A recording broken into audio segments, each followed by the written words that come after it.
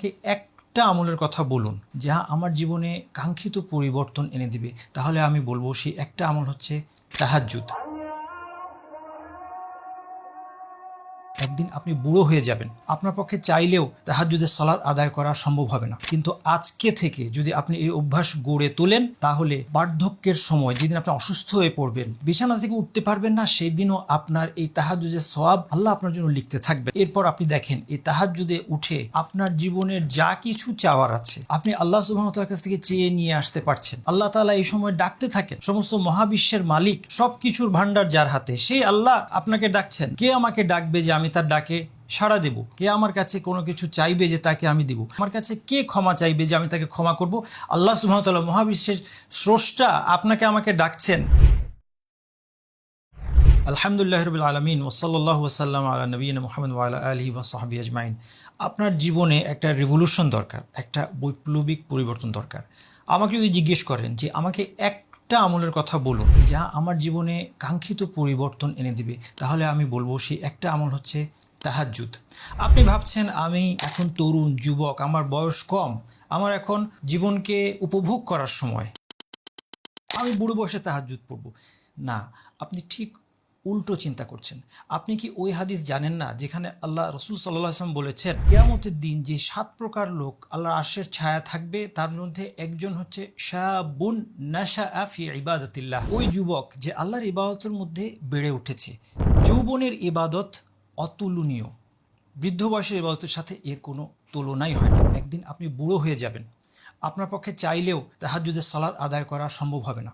কিন্তু আজকে থেকে যদি আপনি এই অভ্যাস গড়ে তোলেন, তাহলে বার্ধক্যের সময় যেদিন আপনি অসুস্থ হয়ে পড়বেন, বিছানা থেকে উঠতে পারবেন না, সেই দিনও আপনার এই তাহাজ্জুদের সওয়াব আল্লাহ আপনার জন্য লিখতে থাকবেন। হাদিসের মধ্যে এসেছে, ইযা মারিদাল আবদু আও সাফারা কুতিবা লাহু মিসলু মা কানা ইয়ামালু মুকিমান সাহিহান।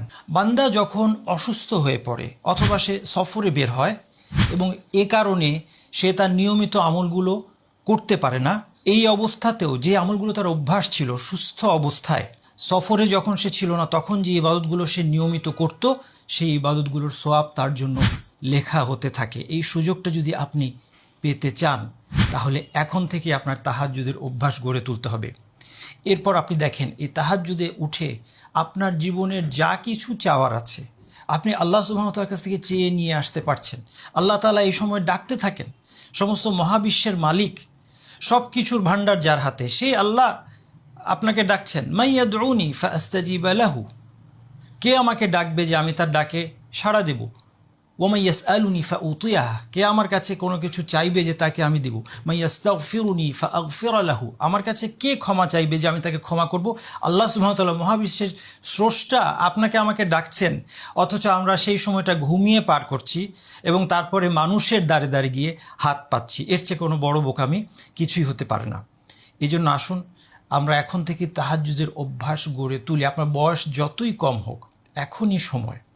আর যদি তাহাজ্জুদের অভ্যাসটা আমরা করে ফেলতে পারি, তাহলে চেইন রিয়াকশনের মতো একের পর এক ভালো কাজের দরজা আমাদের সামনে খুলে যেতে থাকবে। তাহাজ্জুদ পড়ার কারণে ফজরের জামাত আমার মিস হবে না।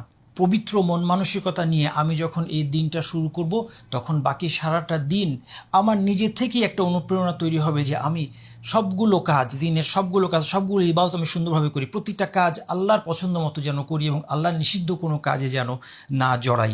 এই জন্য বলছিলাম যে এই একটা আমল, এই তাহাজ্জুদের আমলটাই আমাদের জীবনে একটা রিভলিউশন নিয়ে আসতে পারে। আল্লাহ সুবহানাহু ওয়া তাআলা আমাদের সবাইকে তাহাজ্জুদ পড়ার তৌফিক দান করুন। সুবহানাকাল্লাহু ওয়া বিহামদিকা আশহাদু আল্লা ইলাহা ইল্লা আনতা আস্তাগফিরুকা ওয়া আতুবু ইলাইক।